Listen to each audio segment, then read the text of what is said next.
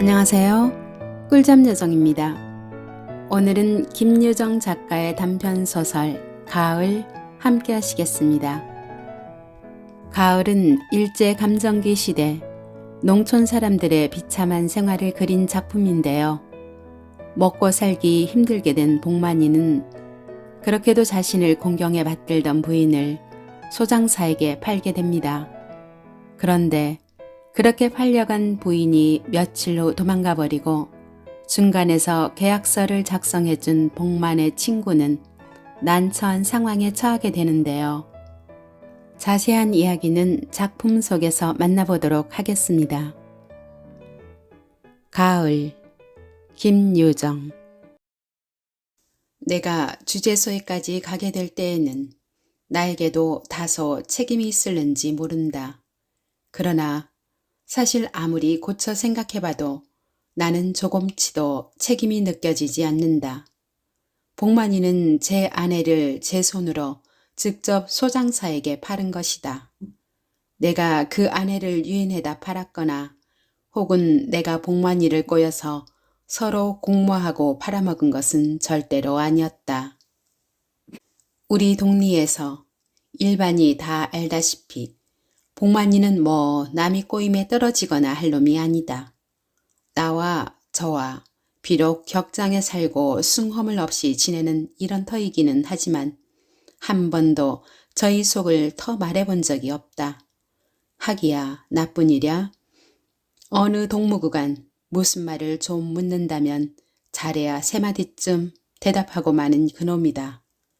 이렇게 굳찮은 얼굴에 내천자를 그리고 세상이 늘 마땅치 않은 그놈이다. 오죽하여야 요전에는 즈 아내가 우리에게 와서 울며 불며 하소연을 다 하였으랴. 그 망할 건 먹을 게 없으면 변통을 좀 할 생각은 않고 부처님같이 방구석에 우두커니 앉았기만 한다고. 우두커니 앉았는 것보다 싫은 말 한마디 속선이 안 하는 그 뚱보가 미었다마는 그러면서도 아내는 돌아다니며 양식을 구워다 여일히 남편을 공경하고 하는 것이다. 이런 복만이를 내가 꼬였다 하는 것은 번시가 말이 안 된다. 다만 한 가지, 나에게 죄가 있다면 그날 매매 계약서를 내가 대서로 써준 그것뿐이다. 점심을 먹고 내가 봉당에 앉아서 새끼를 꼬고 있노라니까 복만이가 찾아왔다. 한 손에 바람에 나붓기는 이날치 한 장을 들고 내 앞에 와 뜩 쓰더니 여보게, 자네 기약서 쓸 줄 아나? 기약서는 왜? 아니, 글쎄 말이야. 하고 놈이 어색한 낯으로 대답을 주저하는 것이 아니냐. 아마 곁에 다른 사람이 여럿 있으니까 말하기가 거북했을지도 모른다.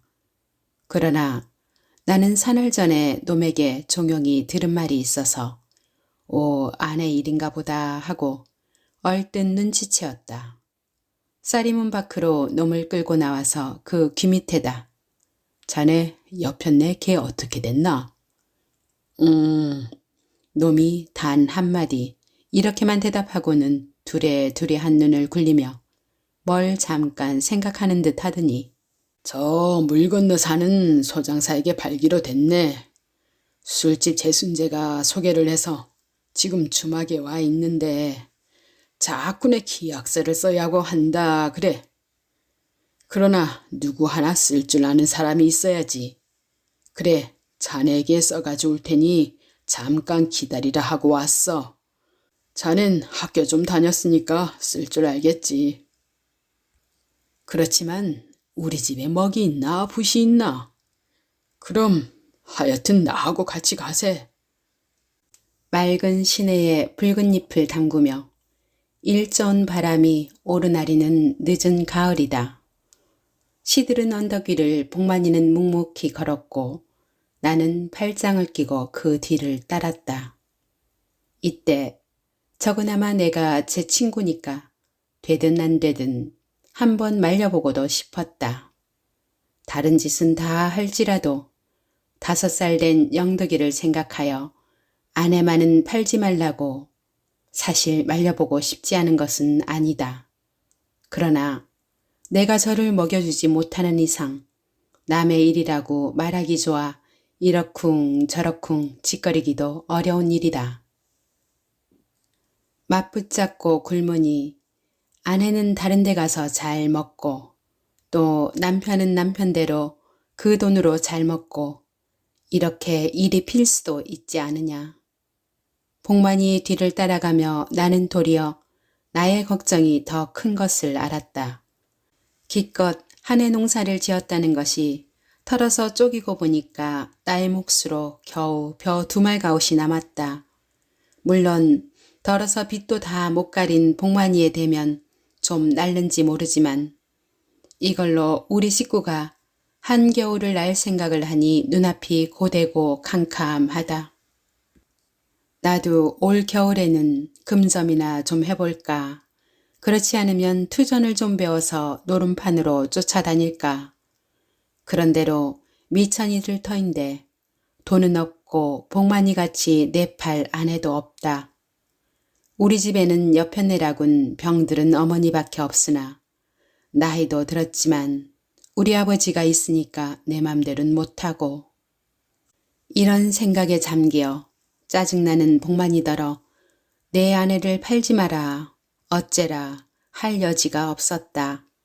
나도 일찍이 장가나 들어두었으면 이런 때 팔아먹을 걸 하고 부지러운 후회뿐으로 큰 길로 빠져나와서 그럼 자네 먼저 가 있게.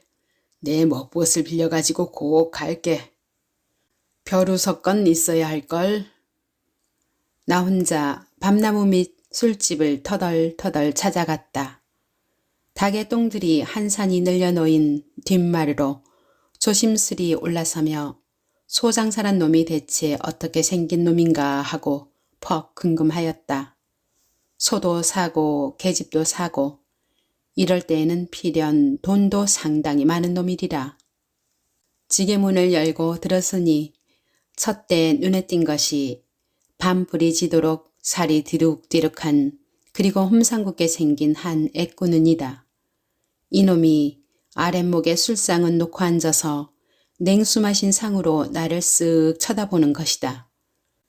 바지 저고리에는 때가 쪼르륵 묻은 것이 게다 제에는 모양을 낸답시고 누런 병정각반을 치 올려쳤다.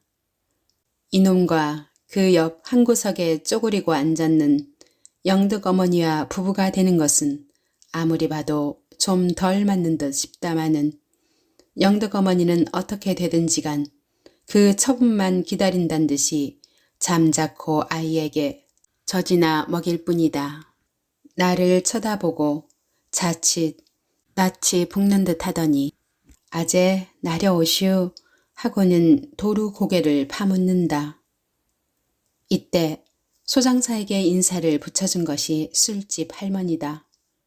사흘이 모자라서 여호가 못됐다만치 수단이 능걸차서 둘이 인사하게.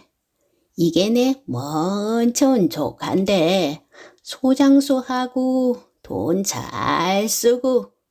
하다가 뼈만 남은 손으로 내 등을 두덕이며 이 사람이 아까 그 기약서 잘 쓴다는 재봉이야. 네 댁인지 우리 인사합시다. 이 사람은 물 건너 사는 황거풍이라 부루. 이놈이 바로 우자스럽게 큰 소리로 인사를 거는 것이다. 나도 저 붙지 않게 턱 버태고 앉아서 이 사람은 하고 이름을 댔다.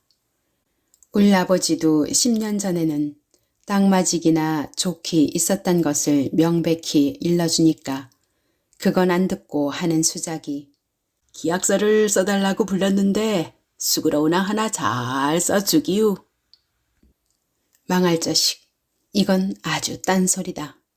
내가 친구 복만이를 위해서 왔지. 그래, 옛간 놈이 명령에 왔다 갔다 할 겐가. 이 자식 무척 시큰둥하구나 생각하고 낯을 찌푸려 모로 돌렸으나 우선 한잔하기우. 함에는 두 손으로 얼른 안 받지도 못할 노릇이었다. 복만이가 그 웃음 잊은 얼굴로 씨근거리며 달겨들 때는 벌써 나는 석 잔이나 얻어먹었다. 얼근한 손에 다 모지라진 붓을 잡고 소장사의 요구대로 그려놓았다. 매매 계약서 일금 50원야라.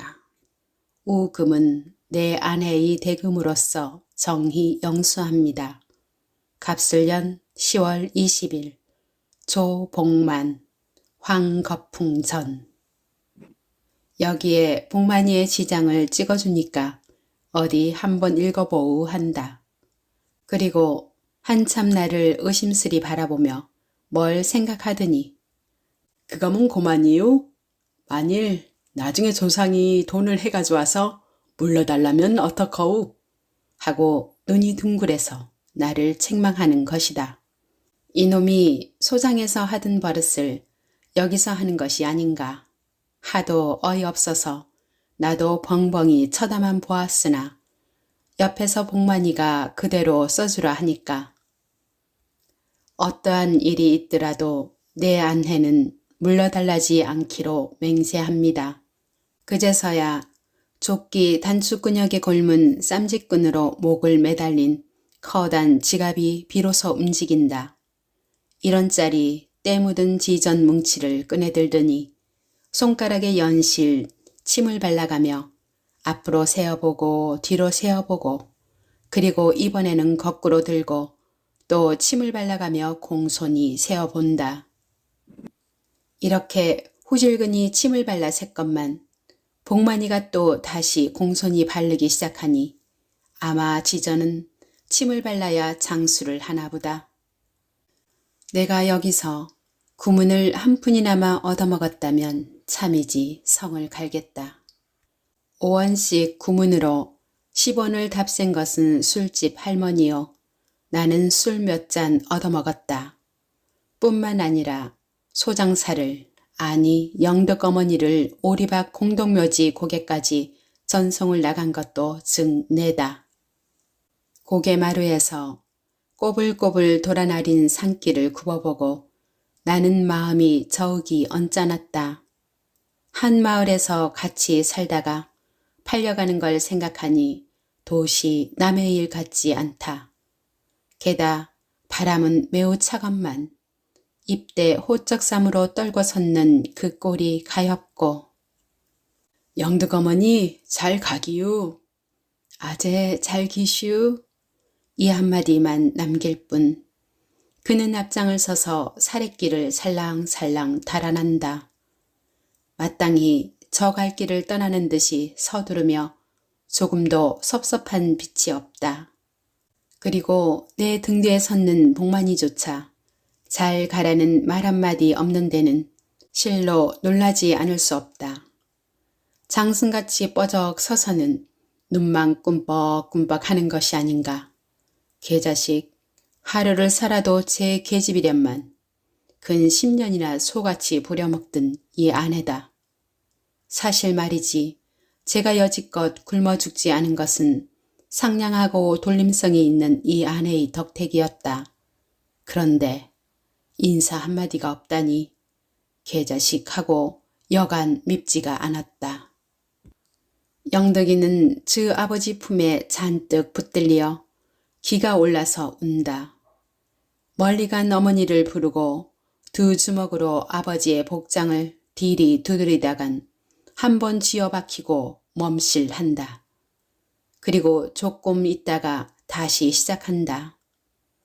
소장사는 얼굴에 술이 잠뿍 올라서 제멋대로 한참 짓거리더니 친구 신세 많이 졌수. 이담 갚으리다. 하고 썩 멋떨어지게 인사를 한다. 그리고 뒤툭뒤툭 고개를 나리다가 돌뿌리에 채키어 뚱뚱한 몸뚱아리가 그대로 떼굴떼굴 굴러버렸다. 중툭에 내뻗은 소나무 가지가 없었으면 낭떠러지로 떨어져 고만 터져버릴 걸 요행이 툭툭 털고 일어나서 입맛을 다신다.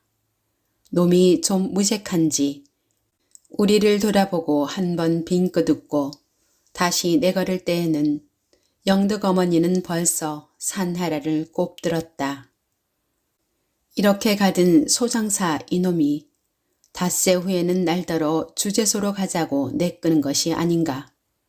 사기는 복만이한테 사고 내게 찌다우루를 붓는다. 그것도 한가로운 때면 혹 모르지만 남 한창 바쁘게 걸음 쳐내는 놈을 좋도록 말을 해도 듣지 않으니까 나도 약이와 누를 수 없고 꼴김에 놈의 복장을 그대로 떼다 밀어 버렸다.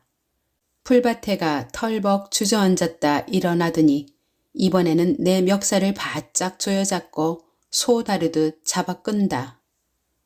내가 구문을 받고 먹었다든지 또는 복만이를 내가 소개했다든지 하면 혹 모르겠다.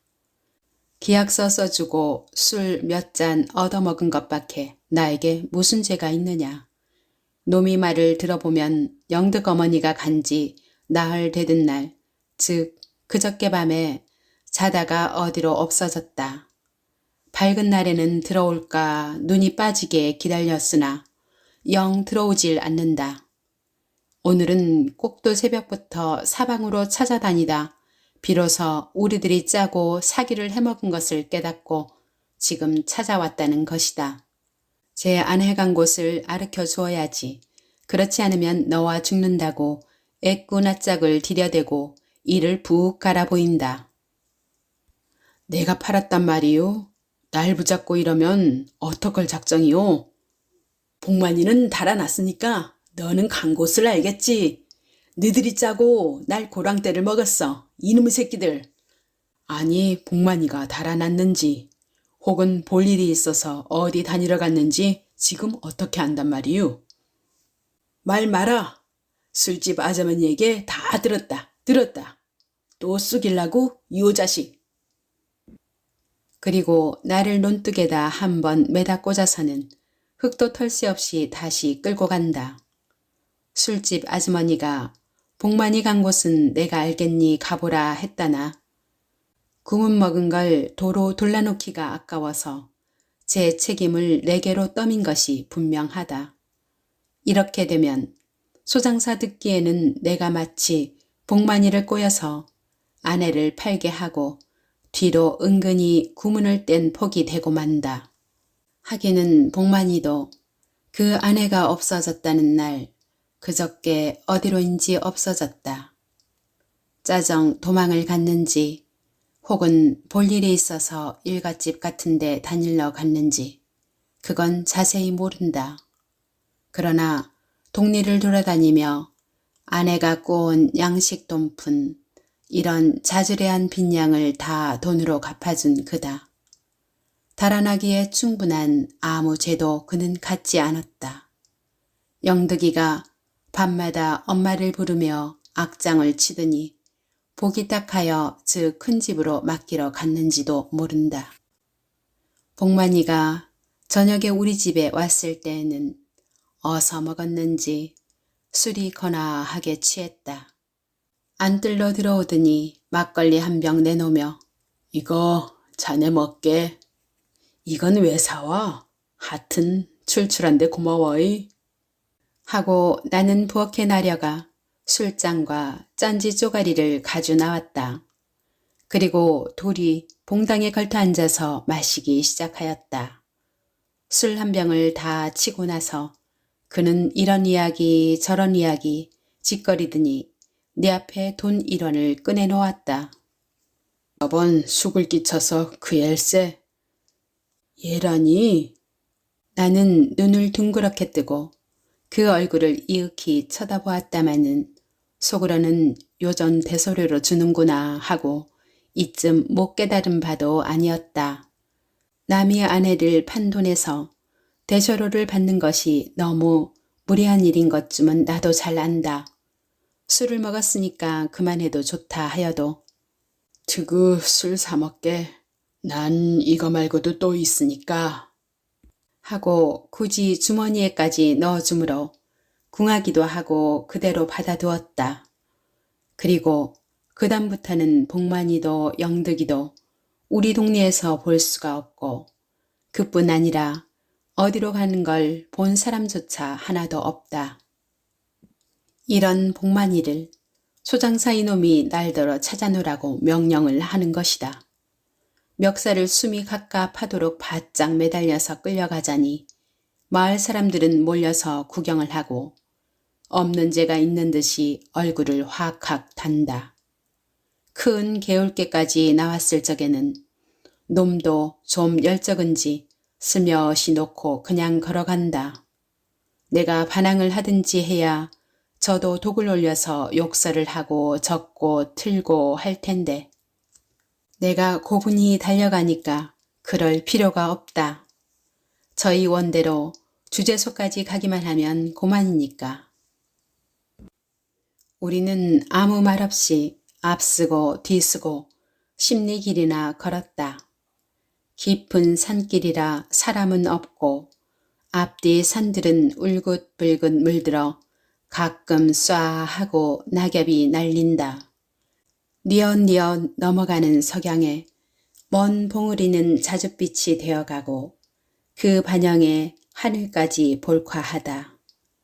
험한 바위에서 이따금 돌을 굴러나려 웅덩이 맑은 물을 휘저놓고 풍 하는 그 소리는 실로 쓸쓸하다.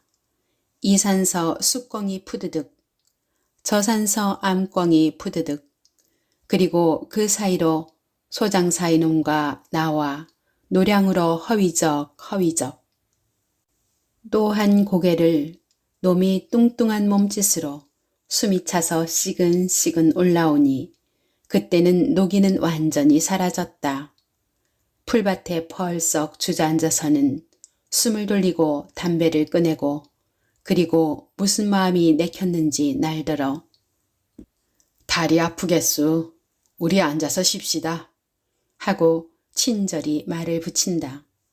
나도 그 옆에 앉아서 주는 관련을 피며 물었다. 인제도 주재소까지 15리나 남았으니 어둡기 전에는 못 갈 것이다. 아까는 내 퍽 잘못했수. 별말 다 하우. 그런데 참 복만이 간데 짐작도 못하겠수. 아마 모름 몰라도 덕냉이 저 큰 집에 갔기가 쉽지요. 이 말에 놈이 경풍을 하도록 반색하여 애꾸눈을 바짝 들여대고 끔뻑거린다. 그리고 우는 소리가 잃어버린 돈이 아까운 게 아니라 그런 계집을 다시 만나기가 어려워서 그런가. 번이 홀레베이 몸으로 얼굴 똑똑한 아내를 맞아다가 술 장사를 시켜보고자 벼르던 중이었다. 그래, 이번에 해보니까 장사도 잘할 뿐더러 아내로서 훌륭한 계집이다. 참이지 며칠 살아봤지만 남편에게 그렇게 착착 분일고 정이 붙는 계집은 여지껏 내 보지 못했다. 그러기에 나도 저를 위해서 인조견으로 옷을 해 입힌다. 갈비를 들여다 구워 먹인다. 이렇게까지 기뻐하지 않았겠느냐. 덧돈을 들여가면서라도 찾으려 하는 것은 저를 보고 싶어서 그럼이지. 내가 결코 복만이에게 돈으로 물려달랄 의사는 없다. 그러니 아무 염려 말고 복만이 갈 듯한 곳은 다 좀 가르쳐주. 놈이 말투가 또 이상스리 꿰는 걸 알고 불쾌하기 짝이 없다. 아무 대답도 않고 묵묵히 앉아서 담배만 빠니까 같은 날 같이 없어진 거 보면 둘이 짜고서 도망간 게 아니유? 40리씩 떨어져 있는 사람이 어떻게 짜고 말고 한단 말이오. 내가 이렇게 펄쩍 뛰며 핀잔을 주매는 그도 잠시 낭망하는 빛을 보이며 아니 이렇단 말이지. 내가 복만이면 즈 아내가 어디 간 것쯤은 알 게 아니유? 하고 꾸중 만난 어린애처럼 어리광조로 빌붙는다. 이것도 사랑병인지 아까는 큰 채 하던 놈이 이제 와서는 나에게 끽소리도 못한다. 항연아, 여망 있는 소리를 들을까 하야 속달게 나의 눈치만 그리다가 덕냉이 큰 집이 어딘지 아우? 우리 삼촌 댁도 덕냉이 있지요. 그럼 우리 오늘은 도르나려가 술이나 먹고 내일 일찍이 같이 떠납시다. 그러기요. 더 말하기 싫어서 나는 코대답으로 치우고 먼 서쪽 하늘을 바라보았다. 해가 막 떨어지니 산골은 오색 영롱한 저녁 노을로 덮인다. 산봉우리는 숫제, 이글이글 끓는 불덩어리가 되고 녹이 가득 찬 위험을 나타낸다. 그리고 나직이 들리느니 우리 머리 위에 지는 낙엽 소리. 소장사는 쭈그리고 눈을 감고 앉았는 양이 내일의 계획을 세우는 모양이다마는 나는 아무리 생각하여도 복만이는 덕랭이 저 큰 집에 있을 것 같지 않다.